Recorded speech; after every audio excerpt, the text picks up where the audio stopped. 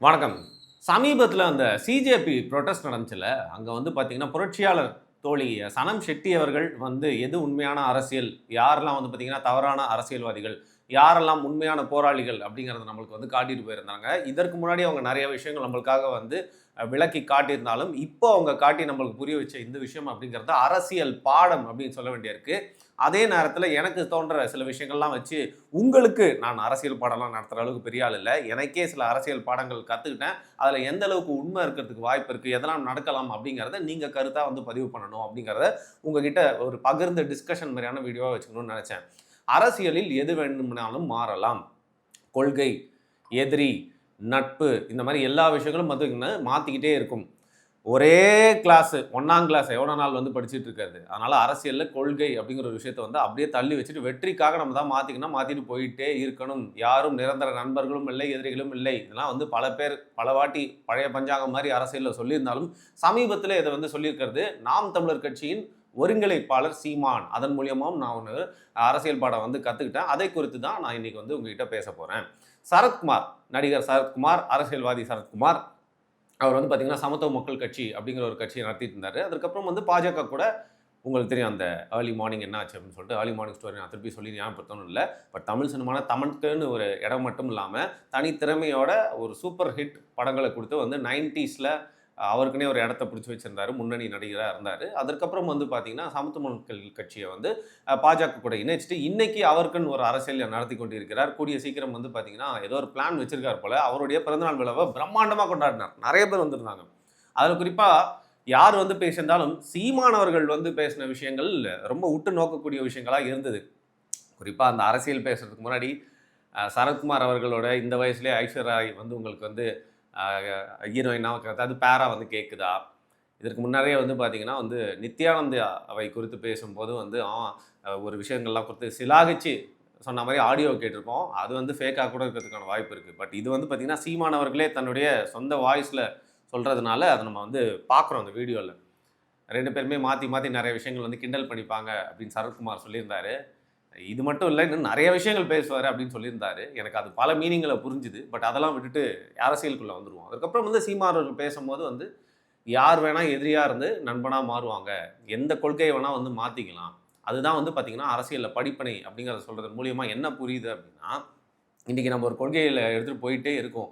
அப்போ ஒரு எதிரி, அந்த எதிரி வந்து பேராற்றலோட வரான். அவனுக்கு வந்து பார்த்தீங்கன்னா, ஏகபோக வரவேற்பு, சப்போர்ட் இருக்கு. வெற்றியின் அரிய உச்சனியில ஏறி வந்து பார்த்தீங்கன்னா, உட்கார்ந்துட்டு இருக்கான். கிரீடத்த சூட்டிட்டாங்க. இன்னைக்கு அவன் திரும்பி பார்க்குற அளவுக்கு அவனுக்கு எதிரிகளே யாருமே இல்ல. அவ்வளோ சக்தி வாய்ந்தவனா விளங்குறான். அப்படி இருக்கிறப்போ, நம்ம தனித்தனியா சண்டை போடுறத விட, எதிர்ல இருக்க எல்லாருமே சேர்ந்து அந்த எதிரிய வீழ்த்துறதுக்கான முயற்சி செஞ்சோம்னா, வீழ்த்துறதுக்கான வாய்ப்பு இருக்கு. அப்பயும் பார்த்தீங்கன்னா, வாய்ப்பு இருக்கு அப்படிங்கிறதுனால நம்மளோட ஸ்ட்ராட்டஜிய மாத்திக்கலாம். அப்படிங்கிற மாரி தான் எனக்கு வந்து புரிஞ்சுது.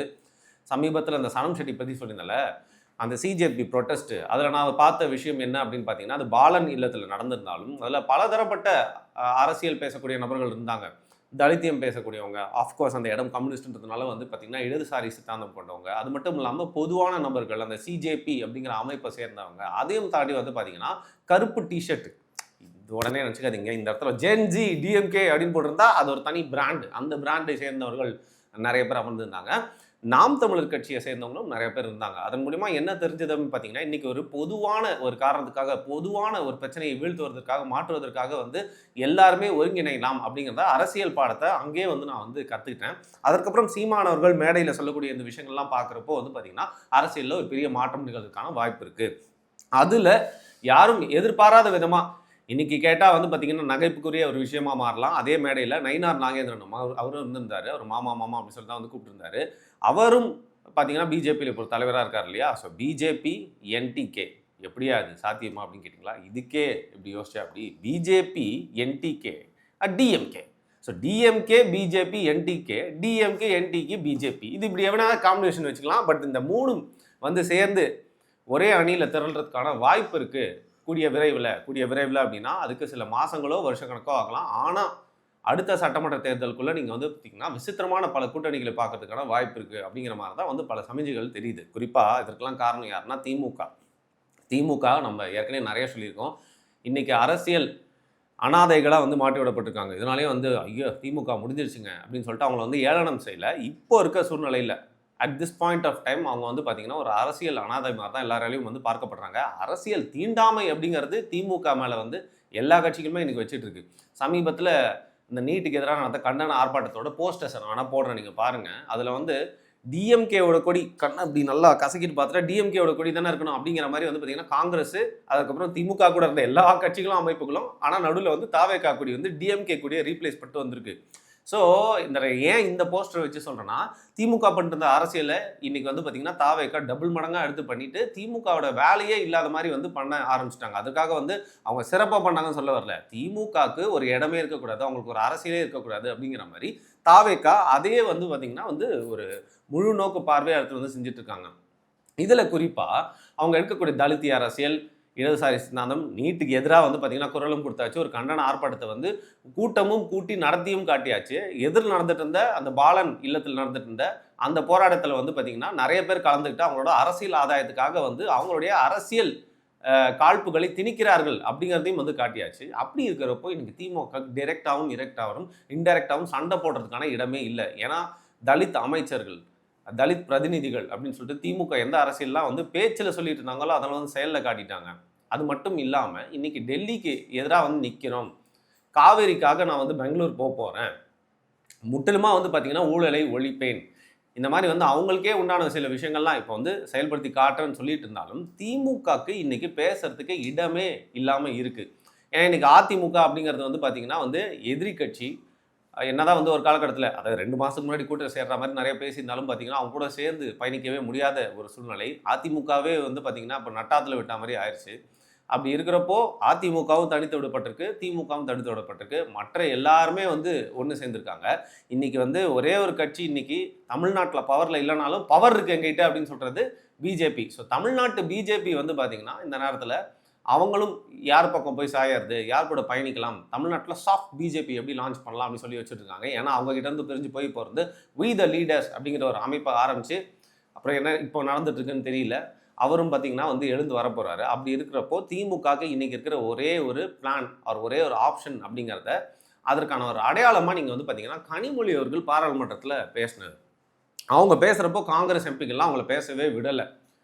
ஸோ சமீபத்தில் நிறைய மீட்டிங்ஸ் நடந்ததாகவும் நிறைய டாக்ஸ் நடந்ததாகவும் திமுகவுடைய எம்பிக்களுடைய ஆதரவு முக்கியமான சமயங்களில் பாஜகவுக்கு தேவைப்படுறது மட்டும் இல்லாமல் திமுக மீண்டும் வரக்கூடிய பாராளுமன்ற தேர்தலில் இப்போ நடந்த அதே தப்பு வந்து சட்டமன்றத்தில் இருந்த அதே தப்பு வந்து நடக்காமல் திமுக கணிசமான எம்பி சீட்டுகளை தக்க வச்சால் மட்டுமே தாவேகாக்கு ஒரு ஃபியூச்சர் இல்லை ஃபியூச்சருக்கு ஈக்குவலான டஃப் கொடுக்குது திமுக அப்படிங்கிற இடத்துல வந்து நிற்க வேண்டிய ஒரு சூழ்நிலை இருக்குது. அதனால் இன்னைக்கு தலித் அரசியல், இடதுசாரி சித்தாந்தம், முஸ்லீம்களுடைய வாக்கு எல்லாத்தையும் அந்த சைடு வந்து இழுத்துட்டாங்க.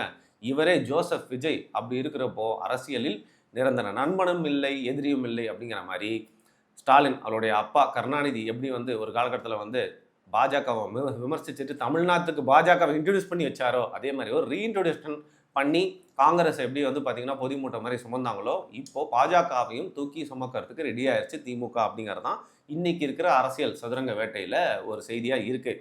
அப்பேற்பட்ட ஒரு சூழ்நிலையில் எப்படி வந்தால் ஒரு இடைத்தேர்தல் வந்தால் அதில் சீமானவர்களை முன்னிறுத்தி சட்டமன்றத்துக்குள்ளே கொண்டு போயிட்டு உதயநிதிக்கு விஜய்க்கு முன்னாடி இன்னும் டஃப் கொடுக்க முடியல, அதனால் சீமான் அங்கே கொண்டு போய் நிறுத்துறப்போ வந்து பார்த்திங்கன்னா ஒரு பெரிய அட்டென்ஷன் கிடைக்கும் அப்படிங்கிறதுக்காக அவரை வந்து பொது வேட்பாளராக நிற்க வைக்கிறதுக்கான வாய்ப்பு இருக்குது அப்படின்னு சொன்னாங்களோ அதே மாதிரி என்டிகேவும் திமுகவும் பிஜேபியும் சேர்ந்து செயல்படுறதுக்கான வாய்ப்புகள் இருக்குது அப்படிங்கிறது தான் சீமானவர்களுடைய ரீசன்ட் ஸ்பீச்சஸ்லாம் நம்மளால் புரிஞ்சுக்க முடியுது. இது நடக்காமலும் போகலாம், பட் ஒருவேளை நடந்துட்டா குறிப்பாக வந்து பார்த்திங்கன்னா வரக்கூடிய பாராளுமன்ற தேர்தல் அதில் வந்து கிடைக்கக்கூடிய எம்பிக்கள் அப்படிங்கிறது இப்போ வந்து விஜய் ஆட்சியில் இருக்கிறதுனால அவருக்கு ஒருவேளை ஒரு 30 எம்பி கிடைச்சா கூட வந்து பார்த்திங்கன்னா அது பாஜகவுக்கு சாதகமாக அவர் வந்து பயன்படுத்த போகிறதில்ல, ஆதரவும் கொடுக்க போகிறதில்ல. அப்படி இருக்கிறப்போ தங்களுக்கு ஒரு அரசியல் ஆதாயமே இல்லாத சூழ்நிலையில் ஒரு நரேட்டிவ் தங்களுக்கு இந்த இடத்துல டெஸ்பரேட்டாக தேவைப்படுது, பவர் ஷேரிங் தேவைப்படுது அப்படிங்கிறனால இன்னும் கொஞ்சம் நாளில் உள்ளாட்சி தேர்தல் நடந்தால் மேயர் பிரியா மாதிரியான ஆட்களுடைய ஆட்டமும் வந்து ஆட முடியாமல் வந்து போயிடும். அப்படி இருக்கிறப்போ